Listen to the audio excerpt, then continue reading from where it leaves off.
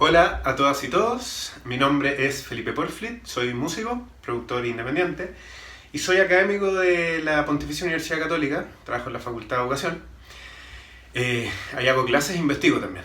Hoy les quiero contar cuáles han sido los aportes que ha hecho la música en el desarrollo humano, o mejor dicho, en qué ámbitos la música aporta al desarrollo humano, además de ser bellísima en sí misma, ¿no es cierto?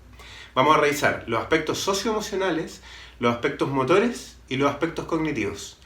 Lo que sí les quiero comentar antes es que lo que hice para poder hacerles esta clase fue revisar en detalle cuál era la evidencia que había, porque algunas cosas han sido un poco mito desde el efecto Mozart o que la música te hace un poco más inteligente. Vamos a revisar en detalle de qué se trata esto, aspecto por aspecto. Entonces, lo primero que vamos a ver son los aspectos socioemocionales. Hay evidencia que muestra que las personas que tienen Alzheimer y que escuchan música tienden a recordar cosas del pasado. Es como, básicamente es como una máquina del tiempo. También se ha encontrado que las personas que sienten las emociones que tiene la música van pudiendo desarrollar de mejor manera su inteligencia emocional. Y la inteligencia emocional es una de las bases más importantes de las habilidades sociales. Entonces, eso también se ha encontrado. También encontré unos estudios que muestran que los pianistas van desarrollando, a medida que se vuelven expertos, más su capacidad de autoestima. Vale decir, van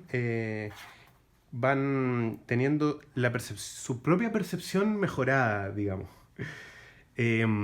Otras cosas que se han encontrado en aspectos socioemocionales, por ejemplo, es que las personas que escuchan música, particularmente música positiva, vale decir, ¿no es cierto?, esa música que básicamente te levanta el ánimo, tienden a tener episodios en el día obviamente más felices, pero también a la larga se ve que disminuyen los reportes de depresión. Eso está re bueno, imagínense, escuchar música optimista y vas disminuyendo tu nivel de depresión. También en este tipo de aspectos hay evidencia que muestra que las personas que escuchan música de minorías étnicas o de grupos pequeños en el fondo, van aumentando a poco su conciencia desde el punto de vista de ser consciente con otras personas, no de estar despierto, digamos. Conciencia de consciente con otras personas. Y aumentan progresivamente su nivel de conciencia hacia grupos minoritarios. Y lo otro también que se ha visto es que no es que la música evoque siempre las mismas emociones, sin ir más lejos. Lo otro que se ha encontrado es que el pulso de la música, por ejemplo, un pulso lento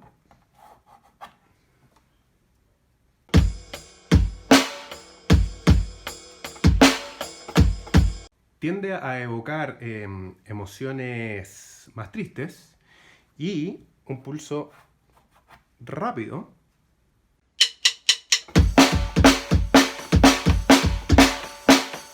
tiende a evocar sensaciones más alegres. Eso más o menos con los aspectos socioemocionales. Bueno, ahora vamos a revisar los aspectos motores, vale decir, los aspectos que son del movimiento del cuerpo. Y los vamos a revisar en grandes movimientos del cuerpo y los vamos a revisar en motricidad fina. No sé si ustedes han visto esos videos donde hay, por ejemplo, un perrito bailando cumbia.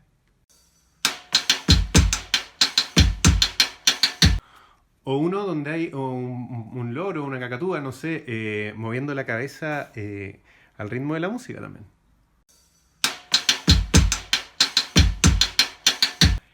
Esto sucede porque la cabeza mamífera, digamos, escucha tanto en la corteza como en las estructuras subcorticales de la cabeza. la corteza, en la parte que está más hacia afuera, digamos, y en el centro. Entonces capaz que esa es la razón de por qué a uno le dan ganas de bailar cumbia cuando la escucha, porque literal te llega el ritmo hasta el centro de la cabeza.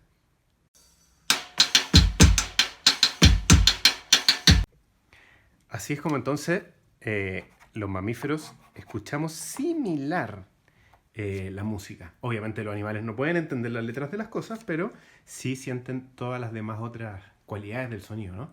Bueno, por otro lado, no sé si han estado inconscientemente bailando a veces en la casa. Bueno, hay evidencia que muestra que los niños y niñas y los papás se coordinan, tienen una coordinación espontánea, vale decir, sin ponerse de acuerdo, cuando están escuchando música de fondo.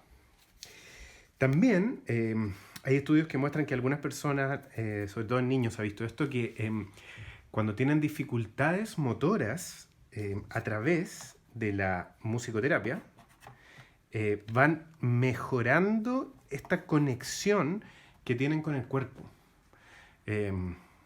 Así que también desde la musicoterapia hay harta evidencia que muestra este tipo de cosas.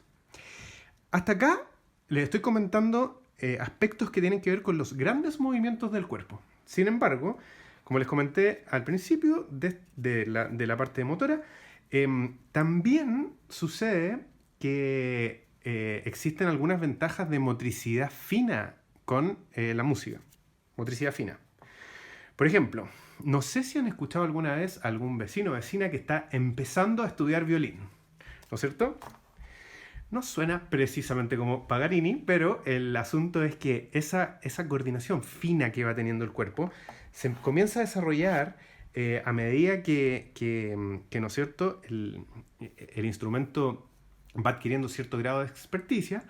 Y ahí, si ustedes se fijan, imagínense los pequeños movimientos que tiene que hacer la mano izquierda en el caso del violín, por ejemplo, que son espacios muy, muy, muy pequeños entre cada una de esos pequeños lugares que dan una nota. Por eso, al principio cuesta mucho, por ejemplo, hacer melodías afinadas en el violín, porque primero hay que trabajar la motricidad fina. Eso, más o menos de esto se tratan los aspectos motores y cómo la música contribuye en ellos.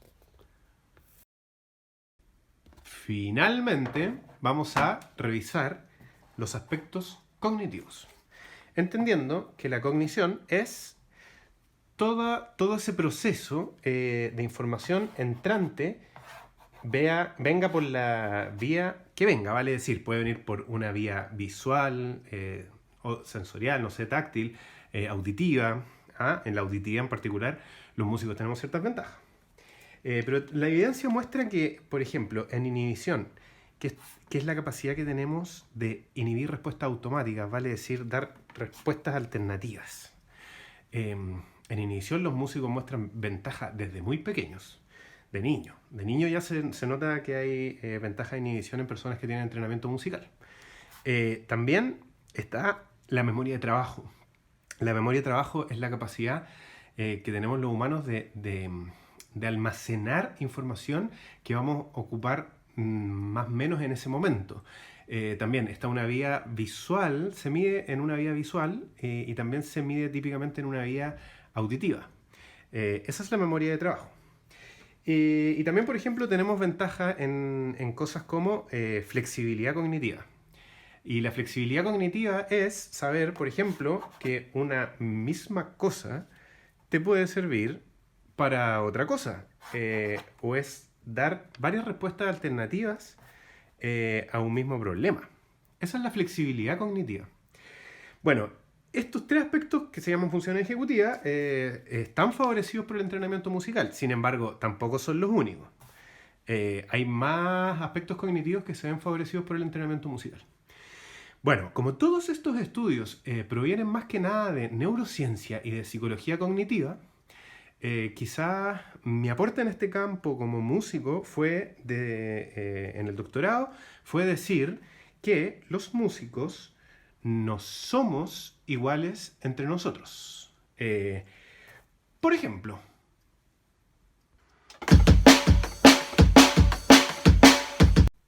ahí, por ejemplo, ¿no es cierto? Estaba tocando batería. ¿no es cierto? Acá, por ejemplo, estoy cantando. En algo nos parecemos, será en la sed que no la vemos. Y acá, un último ejemplo es tocando piano.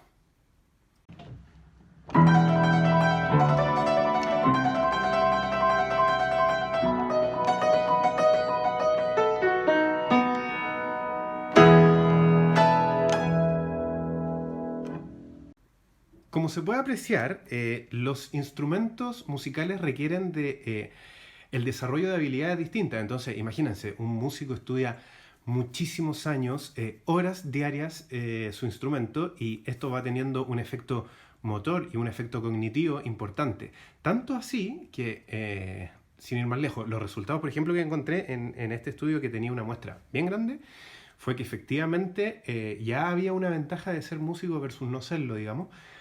Pero además encontré distintos desempeños en estas habilidades para los percusionistas, para los instrumentistas que tocan cosas melódicas, como cantar o flauta, y también para los instrumentistas armónicos.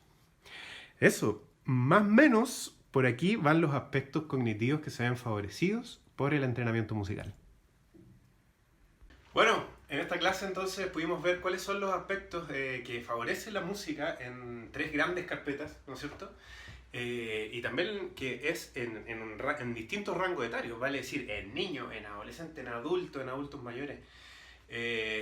Bueno, entonces además de la belleza que tiene la música en sí misma, ¿no es cierto? Esta tiene alcances más allá de la música. Un gusto haber compartido esto con usted y que viva la música, ¿eh?